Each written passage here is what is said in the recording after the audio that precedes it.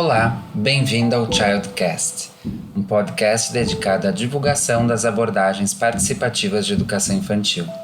Esse projeto faz parte da atividade acadêmica Infância e Educação Infantil do curso de Pedagogia da Unicinos, supervisionado pelo professor Paulo Fock.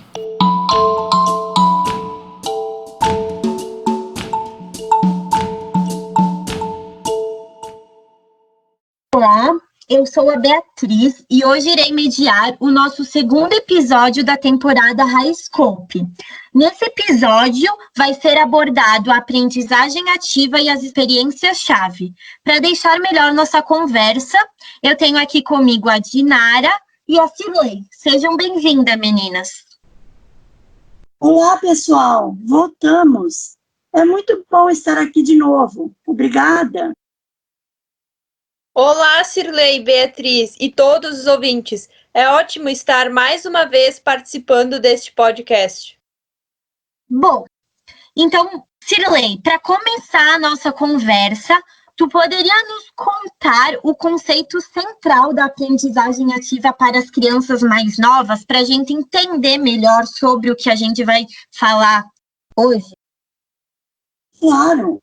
Então, nos 3 primeiros anos de vida, as crianças são sensório-motores. Sensório quer dizer o modo como elas recolhem as informações sobre o mundo, através de seus sentidos, e motor se refere ao modo de como aprendem através da ação física, ou seja, elas aprendem através do uso do seu corpo para investigarem as coisas e pessoas que mantêm contato. Nesse caso, então, a aprendizagem ativa se refere à aprendizagem pelo fazer, pelo processo que a criança passa a partir das interações que estabelece com o mundo. O conceito de aprendizagem ativa também está baseado na ideia de que as crianças são aprendizes ativas, ou seja, elas aprendem melhor quando planejam e desenvolvem atividades por iniciativa própria. Ah, então é por isso que os bebês e as crianças pequenas aprendem fazendo, porque como elas são sensório-motores, os seus cérebros estão particularmente prontos para a ação? Isso mesmo. E, no geral, quais são as ações das crianças nessas situações? Poderia nos contar, Dinara? Claro, tem uma definição de Fresh e Murphy que eu gosto muito, que, segundo eles, a ação ativa é o processo que as crianças exploram o mundo através de ações, como, por exemplo, elas observam, escutam, tocam, alcançam, agarram, eles levam a boca, soltam, movem o corpo, cheiram, provam ou manipulam objetos. Elas escolhem objetos e pessoas para brincar e explorar. Começam algumas ações, que interessam elas particularmente e respondem vários acontecimentos que ocorrem no seu mundo, mas sempre conforme as suas vontades. Então, basicamente, elas precisam de liberdade para escolha, né? Tu comentou que elas respondem aos acontecimentos que ocorrem e que elas veem em seu mundo.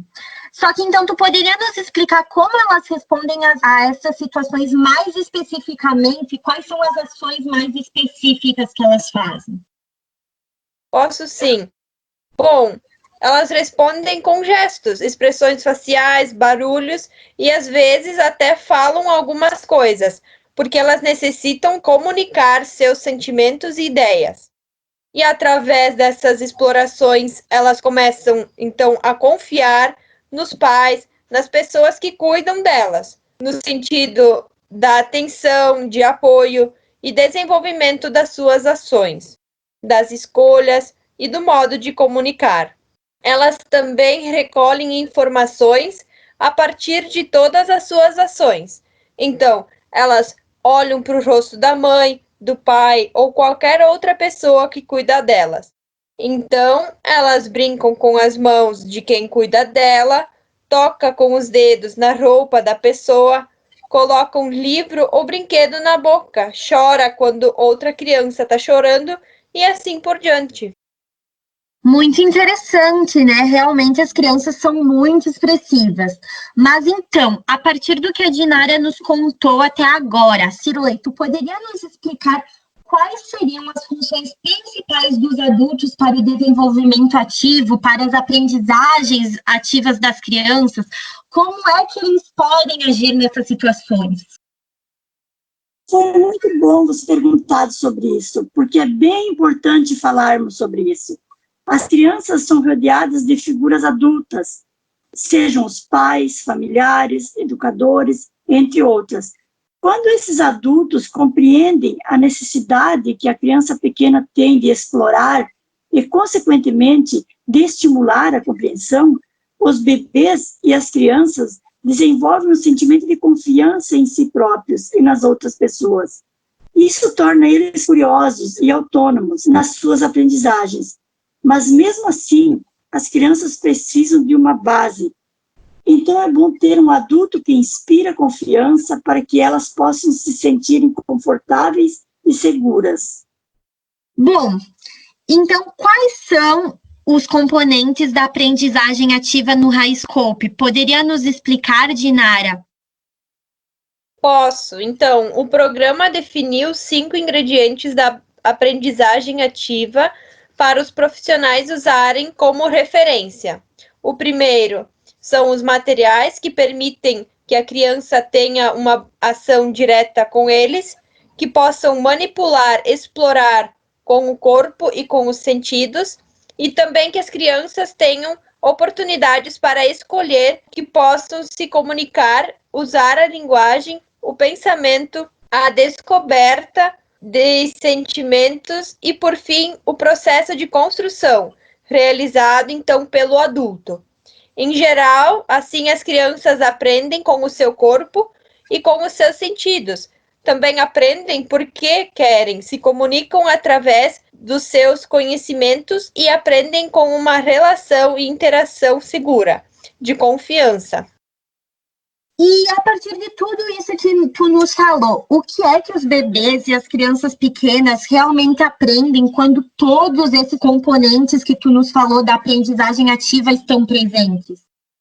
Assim, os educadores e os pais recorrem a um conjunto de linhas orientadoras que são chamadas de experiências-chave.